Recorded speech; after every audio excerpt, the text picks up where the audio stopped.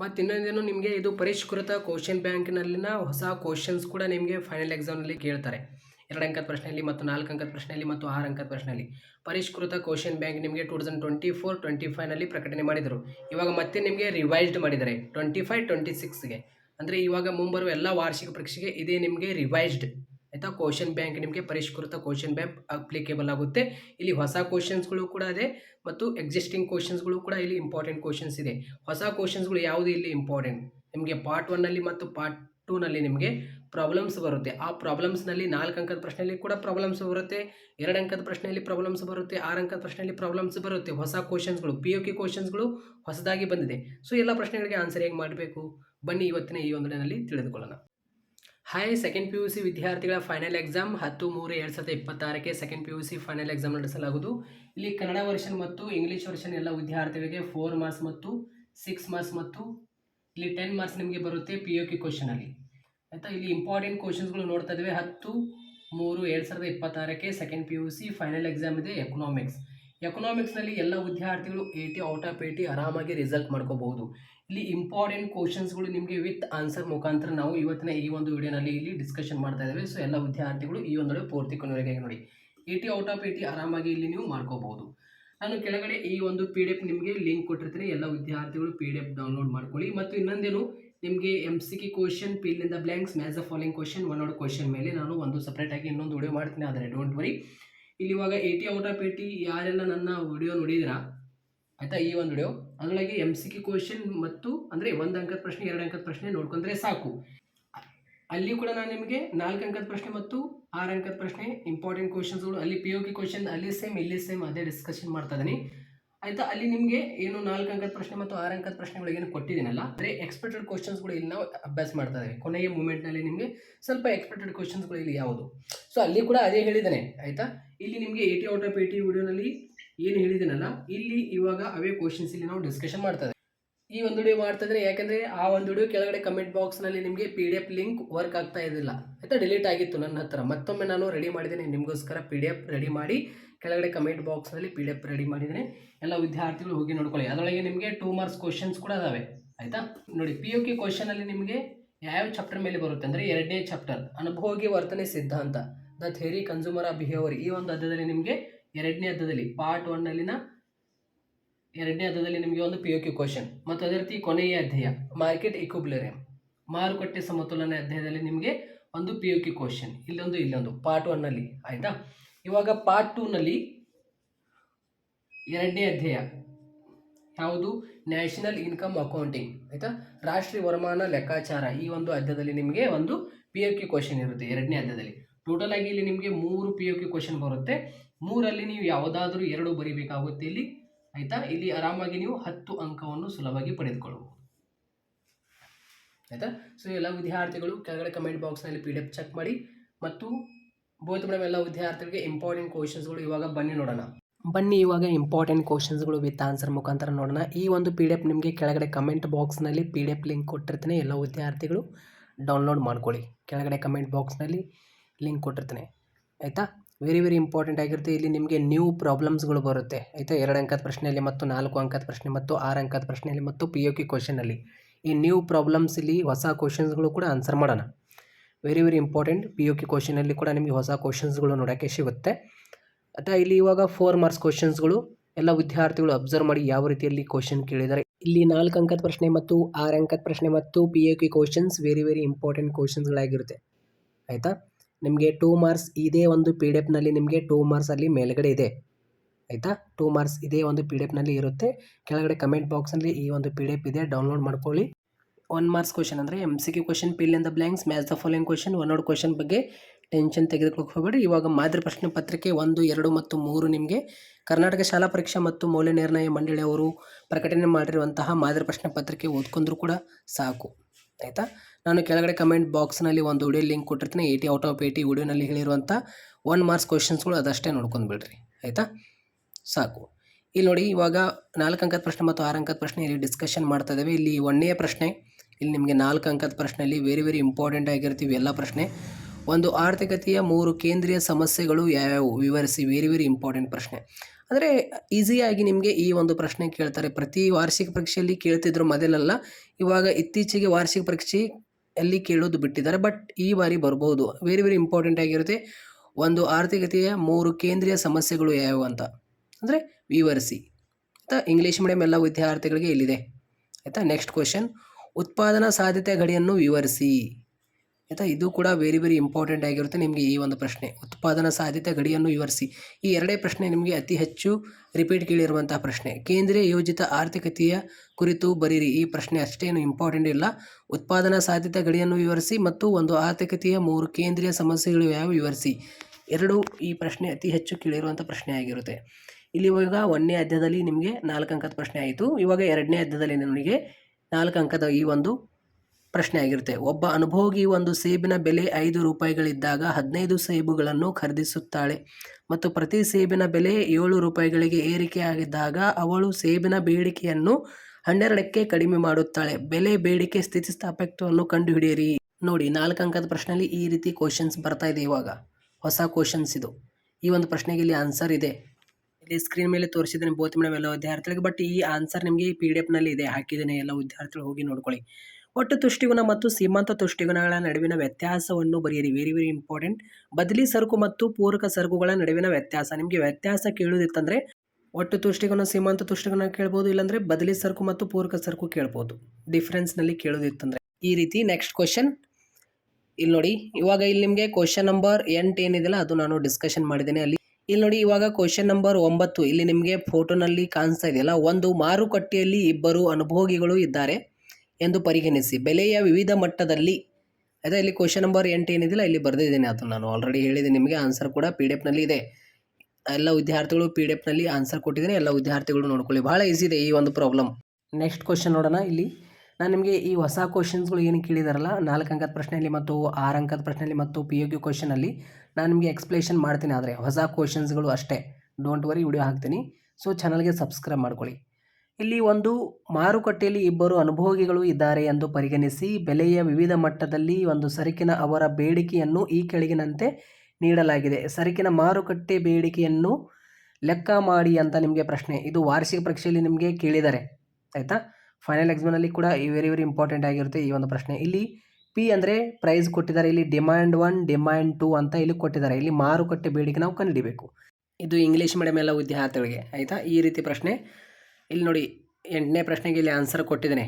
ಆಯಿತಾ, with answer ಇದೆ ಇಲ್ಲಿ. ಎಲ್ಲ ವಿದ್ಯಾರ್ಥಿಗಳು ನೋಡ್ಕೊಳ್ಳಿ. ನೋಡಿ, ಈ ರೀತಿ ಆನ್ಸರ್ ಇದೆ PDF ನಲ್ಲಿ. ನಿಮಗೆ PDF ಡೌನ್ಲೋಡ್ ಮಾಡ್ಕೊಳ್ಳಿ, ನಿಮಗೆ ಈಸಿಯಾಗಿ ಗೊತ್ತಾಗ್ಬಿಡುತ್ತೆ. ನೋಡಿ, ಭಾಳ ಸಿಂಪಲ್ ಇದೆ. ಏನು ಗೊತ್ತಾ, D1 D2 ಅಂದರೆ ಪ್ಲಸ್ ಮಾಡಬೇಕು.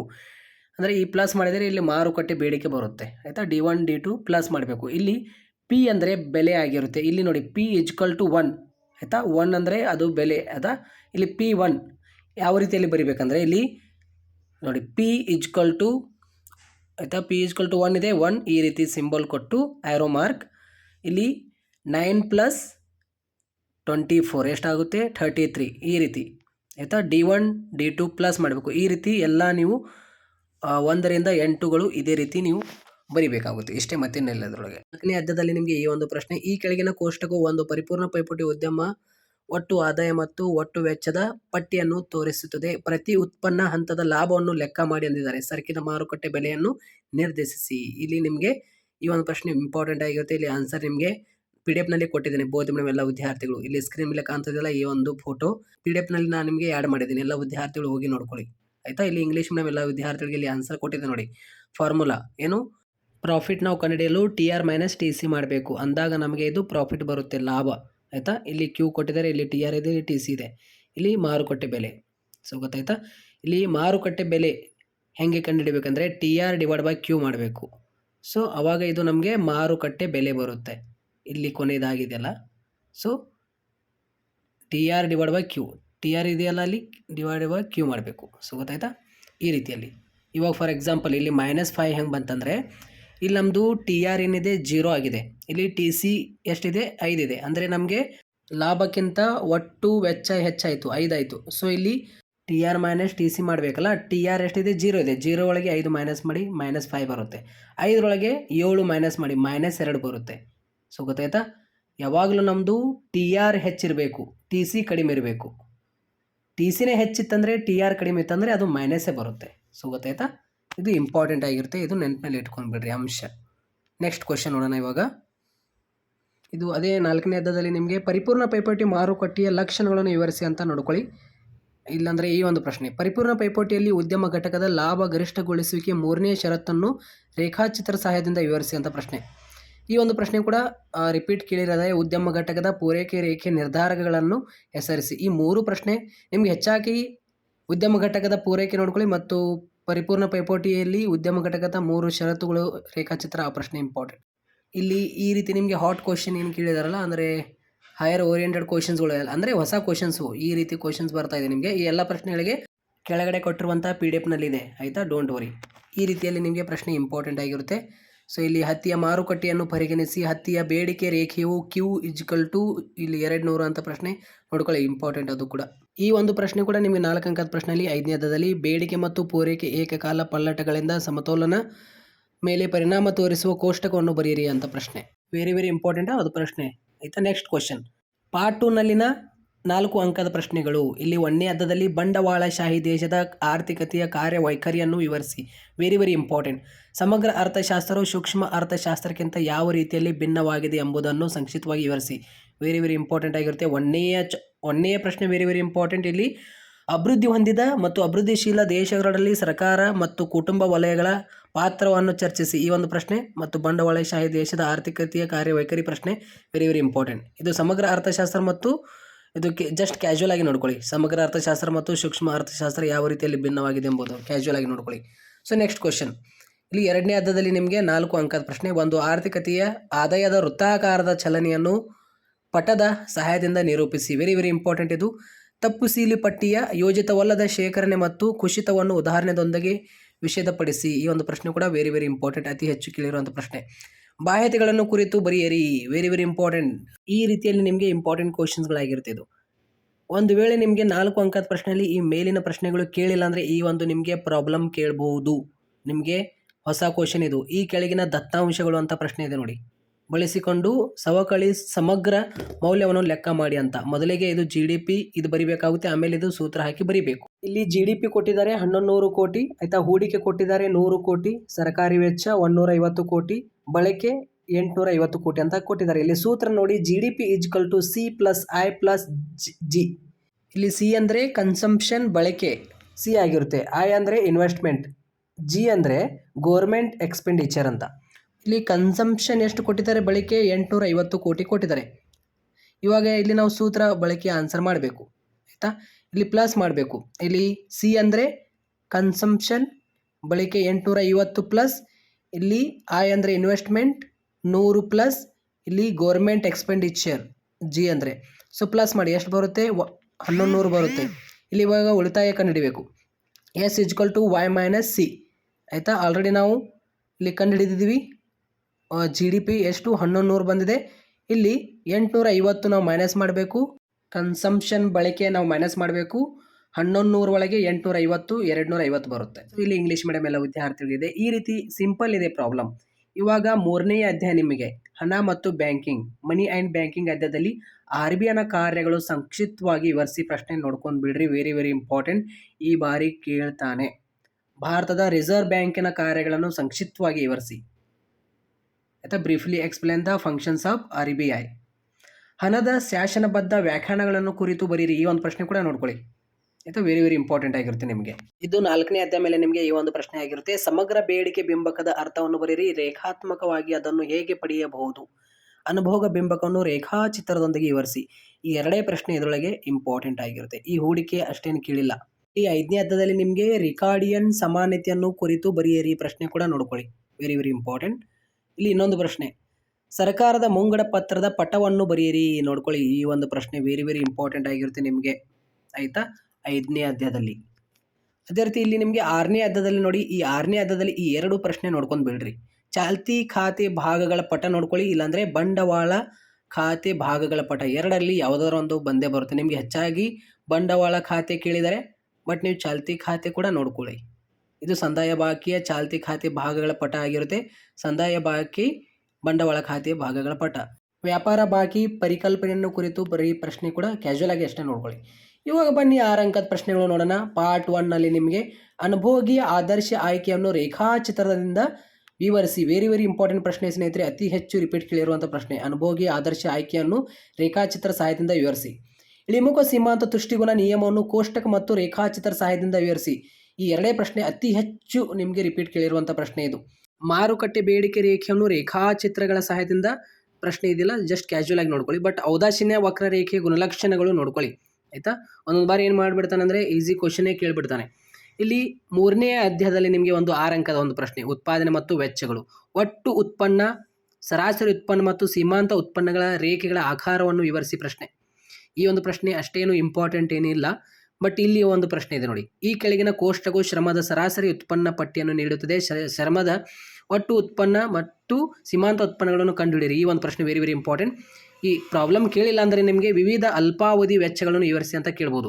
ಬಟ್ ಈ ಒಂದು ಪ್ರಶ್ನೆ ಸ್ನೇಹಿತರೆ, ಒಂದು ಉದ್ಯಮ ಘಟಕದ SMC ವಿವರ ಪಟ್ಟಿಯನ್ನು ಈ ಕೆಳಗಿನ ಕೋಷ್ಟಕದಲ್ಲಿ ನೀಡಲಾಗಿದೆ. TFC 100 ಇದ್ದಾಗ TVC, TC, AVC ಮತ್ತು SACಗಳ ವಿವರ ಪಟ್ಟಿಯನ್ನು ಕಂಡುಹಿಡಿಯಿರಿ. ವೆರಿ ವೆರಿ ಇಂಪಾರ್ಟೆಂಟ್ ಪ್ರಶ್ನೆ ಸ್ನೇಹಿತರೆ. ಅದು ಪ್ರಶ್ನೆ ಇಲ್ಲಿ ಇಂಗ್ಲೀಷ್ ಮೀಡಿಯಂ ಎಲ್ಲ ವಿದ್ಯಾರ್ಥಿಗಳು ಕೂಡ ಇದೆ ಆಯಿತಾ. ಈ ಒಂದು ಪ್ರಶ್ನೆಗೆ ಆನ್ಸರ್ ನಾನು ನಿಮಗೆ PDF-ನಲ್ಲಿ ಹೇಳಿದ್ದೇನೆ ಆಯಿತಾ. PDF-ನಲ್ಲಿ ಇದೆ, ಎಲ್ಲ ವಿದ್ಯಾರ್ಥಿಗಳು PDF-ನಲ್ಲಿ ನೋಡ್ಕೊಳ್ಳಿ ಆಯಿತಾ. ಭಾಳ ಈಸಿ ಇದೆ. ಸೊ ಈ ಎಲ್ಲ ಪ್ರಶ್ನೆಗಳಿಗೆ ನಾನು ಆಲ್ರೆಡಿ ಆನ್ಸರ್ ಮಾಡಿದ್ದೇನೆ. ಸೊ ಪ್ರಾಬ್ಲಮ್ ಹೇಗೆ ಸಾಲ್ಯೂಷನ್ ಮಾಡಬೇಕಂತ ಕೆಳಗಡೆ ಕಮೆಂಟ್ ಬಾಕ್ಸ್ನಲ್ಲಿ ನಿಮಗೆ PDF ಪಕ್ಕದಲ್ಲೇ ಇನ್ನೊಂದು ಲಿಂಕ್ ಕೊಟ್ಟಿರ್ತೇನೆ, ಎಲ್ಲ ವಿದ್ಯಾರ್ಥಿಗಳು ಹೋಗಿ ನೋಡ್ಕೋಬೋದು ಆಯಿತಾ. ಇಲ್ಲಿ ನಿಮಗೆ ಇಂಪಾರ್ಟೆಂಟ್ ಕ್ವಶನ್ಸ್ಗಳಾಗಿರುತ್ತೆ. ಇಲ್ಲಿ GDPಯನ್ನು ಮಾಪನ ಮಾಡುವ ವೆಚ್ಚದ ವಿಧಾನವನ್ನು ಸಂಕ್ಷಿಪ್ತವಾಗಿ ವಿವರಿಸಿ. GDPಯನ್ನು ಲೆಕ್ಕಾಚಾರ ಮಾಡುವ ಎಲ್ಲ 3 ಉತ್ತರಗಳು ಒಂದೇ ಉತ್ತರವನ್ನು ನೀಡುವಂತೆ ಎಂಬ ತೋರಿಸುವ ಒಂದು ಸಂಖ್ಯಾತ್ಮಕ ಉದಾಹರಣೆಯೊಂದಿಗೆ ಸಾಬೀತುಪಡಿಸಿ. ಇದು ರಿಪೀಟ್ ಕೇಳಿರುವಂಥ ಪ್ರಶ್ನೆ ನೋಡಿ. ಈ ಎರಡೇ ಪ್ರಶ್ನೆ ಅದರೊಳಗೆ GDP ಮೇಲೆ ವೆರಿ ವೆರಿ ಇಂಪಾರ್ಟೆಂಟ್. ಸಮಗ್ರ ಆರ್ಥಿಕ ಅನನ್ಯತೆಗಳನ್ನು ವಿವರಿಸಿ. ನಿಮಗೆ GDP ಕೇಳಿಲ್ಲ ಅಂದರೆ ಇದು ಸಮಗ್ರ ಆರ್ಥಿಕ ಅನನ್ಯತೆಗಳನ್ನು ವಿವರಿಸಿ ಅಂತ ಪ್ರಶ್ನೆ ಕೇಳ್ಬೋದು. ಇಂಪಾರ್ಟೆಂಟ್ ಆಗಿರುತ್ತೆ. ಈ 3 ಪ್ರಶ್ನೆ ಕೇಳಿಲ್ಲ ಅಂದರೆ ನಿಮಗೆ ಪ್ರಾಬ್ಲಮ್ ಕೇಳಬಹುದು. ಪ್ರೀವಿಯಸ್ ಇಯರ್ ಎಕ್ಸಾಮ್ನಲ್ಲಿ ಕೇಳಿದ್ದಾನೆ. ಈ ಒಂದು ಪ್ರಾಬ್ಲಮ್ ನೋಡ್ಕೊಳ್ಳಿ. ಈ ಒಂದು ಪ್ರಾಬ್ಲಮ್ಗೆ ನಾನು ಆನ್ಸರ್ ಆ ಒಂದು PDF-ನಲ್ಲಿ ಕೊಟ್ಟಿದ್ದೇನೆ. ಇಲ್ಲಿ ನಿರ್ದಿಷ್ಟ ವರ್ಷದಲ್ಲಿ ಮಾರುಕಟ್ಟೆ ಬೆಲೆಯಲ್ಲಿ ಒಂದು ದೇಶದ GDPಯು 3,000 ಕೋಟಿ ಇದೆ ಎಂದು ಕೊಳ್ಳೋಣ ಅಂತ ಪ್ರಶ್ನೆ ಇದೆ. ಈ ಒಂದು ಪ್ರಶ್ನೆ ಮತ್ತು ಈ ಒಂದು ಪ್ರಶ್ನೆ, ಇದೇ ಒಂದು ಪ್ರಶ್ನೆ ಕೇಳಿದ್ದಾರೆ ನೋಡಿ ನಿಮಗೆ ಪ್ರೀವಿಯಸ್ ಇಯರ್ ಎಕ್ಸಾಮ್ನಲ್ಲಿ. ಈ ಒಂದು ಪ್ರಶ್ನೆಗೆ ಆನ್ಸರ್ ನಾನು PDF-ನಲ್ಲಿ ಕೊಟ್ಟಿದ್ದೇನೆ. ಇಲ್ಲಿ ಸ್ಕ್ರೀನ್ ಮೇಲೆ ಕೂಡ ನಿಮಗೆ ಕಾಣ್ತಾ ಇದೆ ಈ ಒಂದು ಪ್ರಶ್ನೆಗೆ ಆನ್ಸರ್. ಬೋತ್ ಮೇಡಮ್ ಎಲ್ಲ ವಿದ್ಯಾರ್ಥಿಗಳಿಗೆ ಆನ್ಸರ್ PDF-ನಲ್ಲಿ ಕೊಟ್ಟಿರ್ತೇನೆ, ಎಲ್ಲ ವಿದ್ಯಾರ್ಥಿಗಳು ಹೋಗಿ ನೋಡ್ಕೊಳ್ಳಿ. ಇಲ್ಲಿ ನಿಮಗೆ 3ನೇ ಅಧ್ಯಾಯದಲ್ಲಿ ಈ ಒಂದು ಪ್ರಶ್ನೆ ಕೂಡ ವೆರಿ ವೆರಿ ಇಂಪಾರ್ಟೆಂಟ್ ಆಗಿರುತ್ತೆ. ಹಣದ ಕಾರ್ಯಗಳನ್ನು ವಿವರಿಸಿ. ಇದು ಹೇಗೆ ಸಾಟಿ ವಿನಿಮಯ ಪದ್ಧತಿಯ ದೋಷವನ್ನು ನಿವಾರಿಸಿತು. Very very important. Money and banking ಅಧ್ಯಾಯದಲ್ಲಿ ನಿಮಗೆ ಮುಕ್ತ ಮಾರುಕಟ್ಟೆ ಕಾರ್ಯಾಚರಣೆ ನೋಡಿ. ಹಣದ ಕಾರ್ಯಗಳನ್ನು ವಿವರಿಸಿ ಮತ್ತು ಮುಕ್ತ ಮಾರುಕಟ್ಟೆ ಕಾರ್ಯಾಚರಣೆ 2 ಪ್ರಶ್ನೆ ವೆರಿ ವೆರಿ ಇಂಪಾರ್ಟೆಂಟ್. ವಾಣಿಜ್ಯ ಬ್ಯಾಂಕುಗಳ ಠೇವಣಿ ಮೇಲೆ ಅಕ್ಕ ಸಾಲಿಗಿನ ಲಾಲನ ಕಥೆ ಪ್ರಶ್ನೆ ಏನಿದಿಲ್ಲ, ಕ್ಯಾಶುವಲ್ ಆಗಿ ನೋಡ್ಕೊಳ್ಳಿ. ಕಥೆಯ ರೂಪದಲ್ಲಿ ಕೇಳಿದರೆ ಬರೀರಿ. ಸ್ಥಿರ ವಿನಿಮಯ ದರ ಮತ್ತು ಬದಲಾಗುವ ವಿನಿಮಯ ದರಗಳ ಗುಣ ಮತ್ತು ದೋಷಗಳನ್ನು ಪಟ್ಟಿ ಮಾಡಿ. Very very important. ಸಂದಾಯ ಬಾಕಿ ಖಾತೆಗಳನ್ನು ವಿವರಿಸಿ. Very very important. ಆಮದುಗಳ ಬೇಡಿಕೆ ಹೆಚ್ಚಳವು ವಿದೇಶಿ ವಿನಿಮಯ ಮಾರುಕಟ್ಟೆ ಮೇಲೆ ಬೀರುವ ಪರಿಣಾಮಗಳನ್ನು ತೋರಿಸುವ ರೇಖಾಚಿತ್ರವನ್ನು ಪ್ರಸ್ತುತಪಡಿಸಿ. ಈ ರೀತಿಯಲ್ಲಿ ನಿಮಗೆ ಇಂಪಾರ್ಟೆಂಟ್ ಕ್ವಶನ್. ಇವಾಗ POQ ಕ್ವಶನ್ ನೋಡೋಣ. ಇದು ಕೊನೆಯ ಚಾಪ್ಟರ್ ನಿಮಗೆ ನಲ್ಲಿ ಕೇಳಿರುವಂಥ 6 ಮಾರ್ಕ್ಸ್ ಕ್ವಶನ್ ಇದು. ಈ 2 ಪ್ರಶ್ನೆ ಆಯಿತಾ. ಈ 3 ಪ್ರಶ್ನೆ ಇಂಪಾರ್ಟೆಂಟ್ ಆಗಿರುತ್ತೆ. ಸೊ ನೆಕ್ಸ್ಟ್ ಕ್ವಶನ್ ನೋಡೋಣ. ಇವಾಗ ಇಲ್ಲಿ POQ ಕ್ವಶನ್, ಕಾರ್ಯಭಾರ ನಿಯೋಜಿತ ಪ್ರಶ್ನೆ ಅಂತ ನಾವು ಕರಿತೀವಿ. ಇವಾಗ POQ ಕ್ವಶನ್ ನೋಡೋಣ. POQ ಕ್ವಶನ್ ನಿಮಗೆ ಪಾರ್ಟ್ 1ನಲ್ಲಿ 2ನೇ ಅಧ್ಯಾಯ ಮೇಲೆ ಅನುಭೋಗಿ ವರ್ತನೆ ಸಿದ್ಧಾಂತ, ದ ಥಿಯರಿ ಕನ್ಸ್ಯೂಮರ್ ಬಿಹೇವಿಯರ್ ಅಧ್ಯಾಯ ಮೇಲೆ ನಿಮಗೆ ಈ ಒಂದು ಪ್ರಶ್ನೆ ಆಗಿರುತ್ತೆ. ಇಲ್ಲಿ ನೋಡಿ ಯಾವ ರೀತಿಯಲ್ಲಿ ಪ್ರಶ್ನೆ ಇದೆ. ಒಬ್ಬ ಅನುಭೋಗಿ 2 ಸರಕುಗಳನ್ನು ಅನುಭವಿಸಲು ಸಿದ್ದು X1 ಸರಕಿನ ಬೆಲೆ ರೂಪಾಯಿ ಎಷ್ಟಿದೆ 10 ಮತ್ತು X2 ಸರಕಿನ ಬೆಲೆ ಎಷ್ಟಿದೆ 20 ಆಗಿದೆ. ಅನುಭೋಗಿಗೆ ಆದ ಎಷ್ಟು ಕೊಟ್ಟಿದ್ದಾರೆ ಅಂತ ನೋಡ್ಕೋಬೇಕು ಆಯಿತಾ. 100 ಆಗಿದ್ದಾಗ ಈ ಕೆಳಗಿನವುಗಳಿಗೆ ಉತ್ತರಿಸಿ. ಆಪ್ಷನ್ ಎ ಏನು ಕೇಳಿದ್ದಾರೆ, ಅನುಭೋಗಿಯು ತನ್ನ ಸಂಪೂರ್ಣ ಆದಾಯವನ್ನು, ಅಂದರೆ ಅವನ ಅನುಭೋಗಿ ಆದಾಯ ಎಷ್ಟಿದೆ 100 ಇದೆ ಆಯಿತಾ, ಸಂಪೂರ್ಣ ಆದಾಯವನ್ನು ಖರ್ಚು ಮಾಡ್ತಾನೆ. ಮಾಡಿ ಎಷ್ಟು ಪ್ರಮಾಣದ X1 ಅಂದರೆ ಏನು 10 ಬೆಲೆ ಆಗಿದೆ ಆಯಿತಾ. X1 ಸರಕನ್ನು ಅನುಭೋಗಿಸಬಹುದು ಅಂತ ಇದೆ. ಇಲ್ಲಿ ಸಿಂಪಲ್ 100 ಡಿವೈಡ್ 10 ಮಾಡಿ ಎಷ್ಟು ಬರುತ್ತೆ ಸ್ನೇಹಿತರೆ, ಆನ್ಸರ್ 10 ಬರುತ್ತೆ. ಸೊ ಇಲ್ಲಿ ಆನ್ಸರ್ ಈಸ್ 10 ಘಟಕಗಳು ಅನುಭವಿಸುತ್ತಾನೆ ಆಯಿತಾ. ಅನುಭೋಗಿ ತನ್ನ ಸಂಪೂರ್ಣ ಆದಾಯವನ್ನು ಖರ್ಚು ಮಾಡಿ ಎಷ್ಟು ಪ್ರಮಾಣದ X1 ಸರಕುಗಳನ್ನು ಅನುಭವಿಸಬಹುದು ಅಂತ ಕೇಳಿದ್ದಾರೆ. X1 ಸರಕಿನ ಬೆಲೆ ಎಷ್ಟಿದೆ 10 ಇದೆ. ಇಲ್ಲಿ 100 ಡಿವೈಡೆಡ್ 10 ಮಾಡಿ ಎಷ್ಟು ಬರುತ್ತೆ 10 ಬರುತ್ತೆ. ಇಲ್ಲಿ 10 ಘಟಕಗಳನ್ನು ಅನುಭವಿಸುತ್ತಾನೆ ಅಂತ ಇಷ್ಟೇ ಆನ್ಸರ್. ಇಲ್ಲಿ 10 ಆನ್ಸರ್ 10 ಘಟಕಗಳು ಅಂತ ಇಷ್ಟೇ ಬರೆದ್ಬಿಟ್ರೆ ಆನ್ಸರ್. ಸೊ ಆಪ್ಷನ್ ಬಿ, ಅನುಭೋಗಿಯು ತನ್ನ ಸಂಪೂರ್ಣ ಆದಾಯವನ್ನು ಖರ್ಚು ಮಾಡಿ ಎಷ್ಟು ಪ್ರಮಾಣದ ನೋಡಿ X2 ಸರಕನ್ನು ಅನುಭವಿಸಬಹುದು. ಇಲ್ಲಿ ಸೇಮ್ ಅದೇ ರೀತಿ X2 ಎಷ್ಟಿದೆ, ಸರಕಿನ ಬೆಲೆ 20 ಇದೆ ಆಯಿತಾ. 100 ಡಿವೈಡೆಡ್ 20 ಮಾಡಿ ಎಷ್ಟು ಬರುತ್ತೆ ಸ್ನೇಹಿತರೆ? ಆನ್ಸರ್ 5 ಬರುತ್ತೆ. ಅನುಭೋಗಿ ತನ್ನ ಸಂಪೂರ್ಣ ಆದಾಯವನ್ನು ಖರ್ಚು ಮಾಡಿ 5 ಘಟಕಗಳನ್ನು ಅನುಭೋಗಿಸುತ್ತಾನೆ. ಇಲ್ಲಿ 10 ಘಟಕಗಳು, ಇಲ್ಲಿ 5 ಘಟಕಗಳು. ಆಯಿತಾ? ಬಜೆಟ್ ರೇಖೆಯ ಇಳಿಜಾರು ಕೆಳಮುಖವಾಗಿರುತ್ತೆ ಅಥವಾ ಮೇಲ್ಮುಖವಾಗಿರುತ್ತೆ. ನೋಡಿ 10ರಿಂದ 5 ಬಂದಿದೆ, ಇದೇನಾಗಿರುತ್ತೆ? ಕೆಳಮುಖವಾಗಿರುತ್ತದೆ ಅಂತ ಬರೀಬೇಕು ಅಷ್ಟೇ. ಆಪ್ಷನ್ ಸಿಗೆ ಕೆಳಮುಖವಾಗಿರುತ್ತದೆ ಅಂತ. ಬಜೆಟ್ ರೇಖೆಯ ಮೇಲಿನ ಎಲ್ಲ ಸಂಯೋಜನೆಗಳು ಅನುಭೋಗಿ ಆದಾಯಕ್ಕೆ ಸಮನಾಗಿರುತ್ತವೆ ಅಥವಾ ಇಲ್ಲವೇ ಅಂತ ಪ್ರಶ್ನೆ ಇದೆ. ಹೌದು, ಸಮನಾಗಿರುತ್ತವೆ ಅಂತ ಬರೀಬೇಕು ಇಷ್ಟೇ. ಇದು ವಾರ್ಷಿಕ ಪರೀಕ್ಷೆಯಲ್ಲಿ ನಿಮಗೆ ಫಿಕ್ಸ್ ಕ್ವಶನ್ ಕೇಳ್ತಾರೆ ಇದು. ಆಯಿತಾ? ಈ ಒಂದು ಪ್ರಶ್ನೆ ಫಿಕ್ಸ್ ಬರುತ್ತೆ, ಸ್ವಲ್ಪ ಚೇಂಜಸ್ ಮಾಡ್ತಾರೆ ಇಲ್ಲಿ, ಬಟ್ ಈ ಕ್ವಶನ್ ಫಿಕ್ಸ್ ಇರುತ್ತೆ. ಆಯಿತಾ?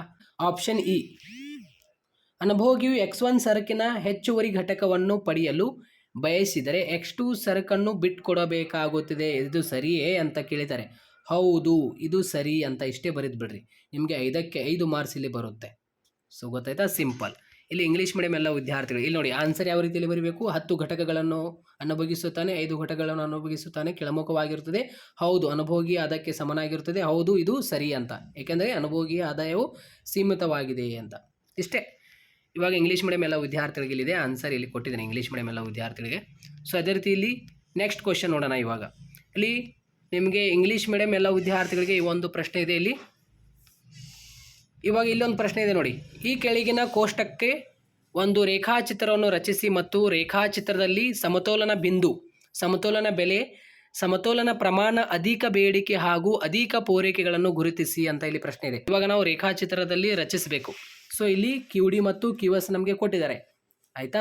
ಸೊ ಇಲ್ಲಿ ನಾವು ಒಂದು ರೇಖಾಚಿತ್ರ ಗುರುತಿಸಬೇಕು. ಇಲ್ಲಿ ನಾನು ನಿಮಗೆ ತಿಳಿಸ್ಕೊಡ್ತೀನಿ. ಇಲ್ಲಿ ನೋಡಿ, ಇಲ್ಲಿ ಆನ್ಸರ್ ಇಲ್ಲಿ ಮಾಡಿದೆ ನಾನು.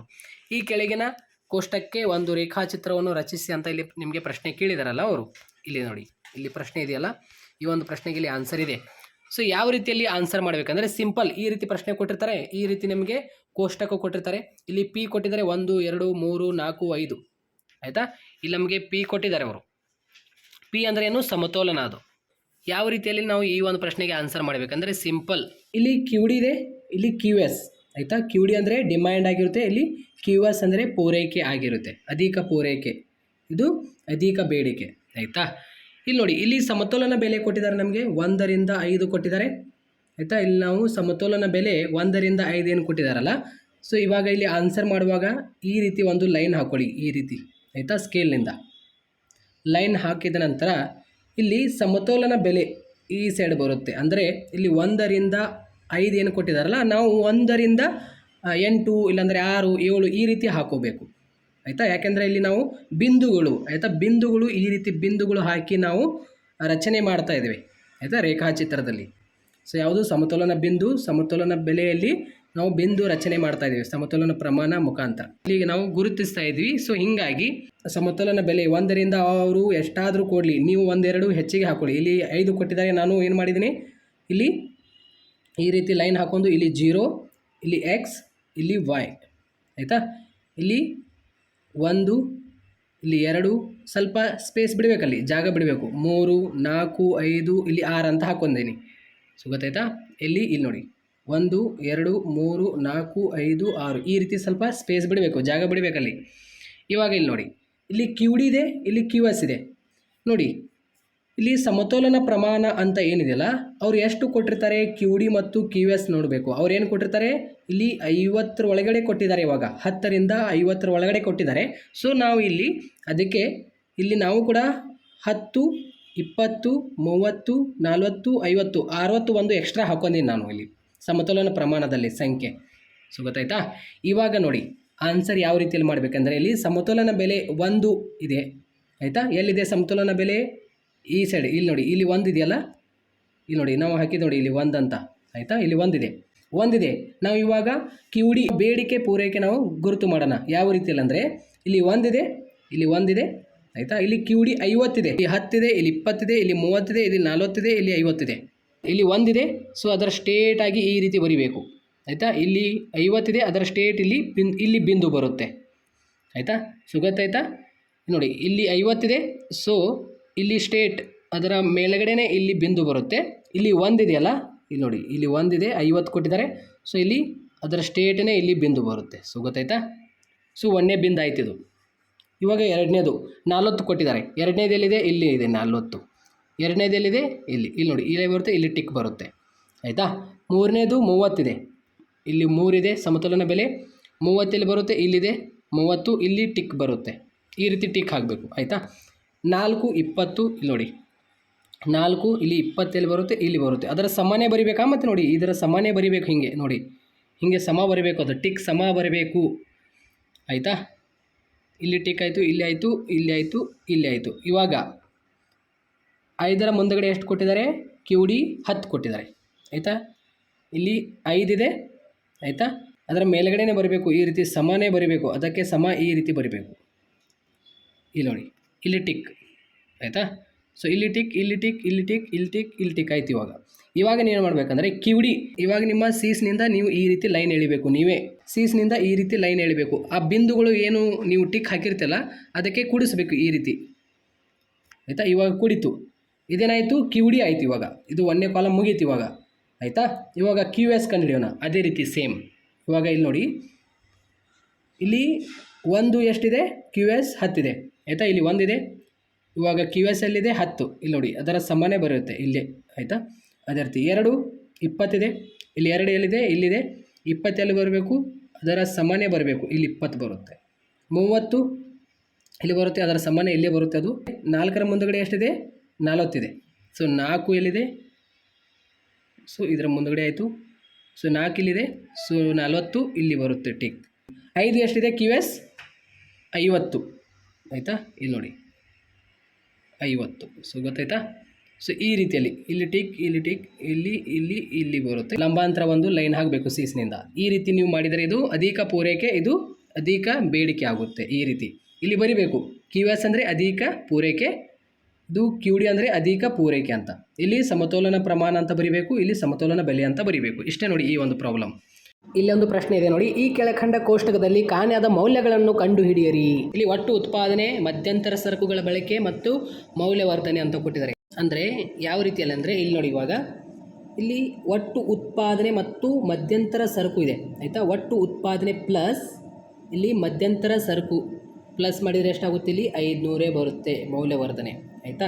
ಅದೇ ರೀತಿ ಇವಾಗ ಇಲ್ಲಿ ಒಟ್ಟು ಉತ್ಪಾದನೆ ಕಂಡುಹಿಡಿಬೇಕಂದ್ರೆ ಇಲ್ಲಿ ನೋಡಿ ಮಧ್ಯಂತರ ಸರಕುಗಳ ಬಳಕೆ 500 ಪ್ಲಸ್ 300 ಮೌಲ್ಯವರ್ಧನೆ ಎಷ್ಟಾಗುತ್ತೆ, ಇದು 800 ಆಯಿತಾ. 800 ಬಂತ. ಇವಾಗ ಒಟ್ಟು ಉತ್ಪಾದನೆ ಎಷ್ಟು ಕೊಟ್ಟಿದ್ದಾರೆ, 1100 ಕೊಟ್ಟಿದ್ದಾರೆ. ಇವಾಗ ಮಧ್ಯಂತರ ನಾವು ಕಂಡುಹಿಡಿಬೇಕಂದ್ರೆ ಇಲ್ಲಿ ನೋಡಿ, ಇಲ್ಲಿ ನೀವೇನು ಮಾಡಬೇಕಂದ್ರೆ ಇಲ್ಲಿ ಮೈನಸ್ ಮಾಡಬೇಕು. ಏನು ಮೈನಸ್ ಮಾಡಬೇಕು, ಇಲ್ಲಿ ನೋಡಿ 1100 ಒಳಗೆ 300 ಮೈನಸ್ ಮಾಡಿ, ಮೌಲ್ಯವರ್ಧನೆ ಎಷ್ಟು ಬರುತ್ತೆ, ಇದು 800 ಆಯಿತಾ. ಗೊತ್ತಾಯ್ತಾ ಈ ರೀತಿಯಲ್ಲಿ. ಅದೇ ರೀತಿ ಇವಾಗ ಒಟ್ಟು ಉತ್ಪಾದನೆ ಇದು ಕಂಡುಹಿಡಿಬೇಕಂದ್ರೆ ಸೊ ಇದರೊಳಗೆ ಏನು ಮಾಡಬೇಕು, ನೀವು ಪ್ಲಸ್ ಮಾಡಬೇಕು ಇಲ್ಲಿ. ಸೊ 1100 ಪ್ಲಸ್ 200 ಅಂದರೆ ಮಧ್ಯಂತರ ಸರಕುಗಳ ಬಳಕೆ ಪ್ಲಸ್ ಮಾಡಿ ಮೌಲ್ಯವರ್ಧನೆ ಪ್ಲಸ್ ಮಾಡಬೇಕು, ಅಂದಾಗ ಇದು 1300 ಬರುತ್ತೆ. ಆಮೇಲೆ ಅದಾದ ನಂತರ 500 ಪ್ಲಸ್ 300 ಪ್ಲಸ್ 300 ಪ್ಲಸ್ 200 ಎಷ್ಟಾಗುತ್ತೆ, ಇಲ್ಲಿ 1300 ಆಯಿತಾ. 1300 ಆಗುತ್ತೆ, 1300. ಈ ರೀತಿ ಈ ಪ್ರಶ್ನೆಗೆ ಆನ್ಸರ್ ಮಾಡಬೇಕಾಗುತ್ತೆ. ಸೊ ಎಲ್ಲ ವಿದ್ಯಾರ್ಥಿಗಳಿಗೆ ನೋಡಿ ಶೇರ್ ಮಾಡಿ. ಸಿಗೋಣ ಮತ್ತೆ ಬೇರೆ ವಿಡಿಯೋದೊಂದಿಗೆ. Thank you.